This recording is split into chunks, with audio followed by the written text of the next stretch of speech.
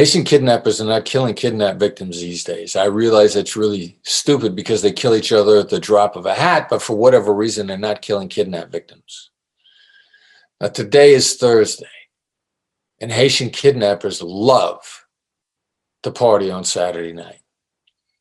If you say the things I want you to say when I want you to say them, we will have your son out late Friday or early Saturday morning. He said to me, tell me what you want me to do. And we had his son out Saturday morning. So let me dig into a little bit of what I said, and as importantly, what I didn't say. Because right after somebody asks you, how are you going to help me? To themselves, they ask that about you. The next thing they wonder is, do you have any idea what I'm faced with? Do you have any idea what my challenges are? Are you, what is the depth of your lack of knowledge? I get approached by consultants all the time and people that want to do business with me, and they want to start out the conversation with, how can I help you? How do you think it would have gone if I'd have said to that father on the phone, how can I help you? It would have thrown him into a tailspin.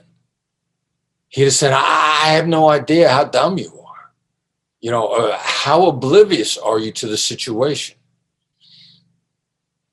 And when I'm approached in business on a regular basis, if somebody says to me, how can I help you? I say, I have no idea of what you don't know. Your lack of knowledge could be this abyss. And I don't know that I have time to educate you. I don't even know if you've taken the time to learn anything at all when you say, how can I help you? I'm completely thrown into a tailspin by that. Here's what you're up against. And then I began to outline to the father what he was up against. I began to demonstrate an understanding of the environment from the very beginning. Now, you want one of two things with this response, and one of them scares you to death. The first one you love. And the solid gold response from anybody in an interaction is, that's right. When you get it right, and that's a demonstration of empathy, a demonstration of understanding, an articulation of understanding. Here's what you're up against. And that's what I said to this father. Here's the environment that you're faced with. I didn't, by the way, give him any answers. I began to demonstrate my understanding of his environment. And when you get it right, somebody says, that's right, or they say, tell me what you want me to do. Now, here's what scares you to death. What if I get it wrong? Oh, my God. What if I'm wrong? And then they correct me. I'll be embarrassed. Empathy, like every other aspect of a human interaction and every other part of human communication, is not about you. How you're reacting to this and how they're reacting to it are vastly different worlds. And this is one of the great examples. You get corrected, you're embarrassed or even humiliated. Die of embarrassment is a phrase and a reaction globally.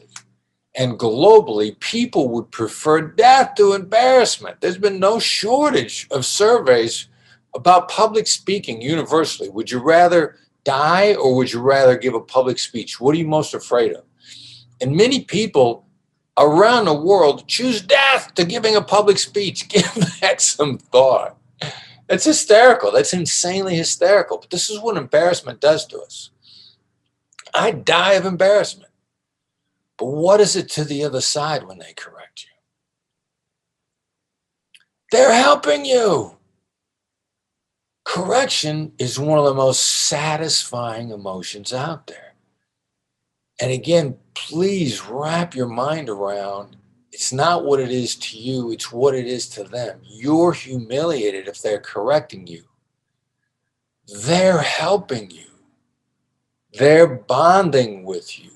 It's extremely satisfying to correct.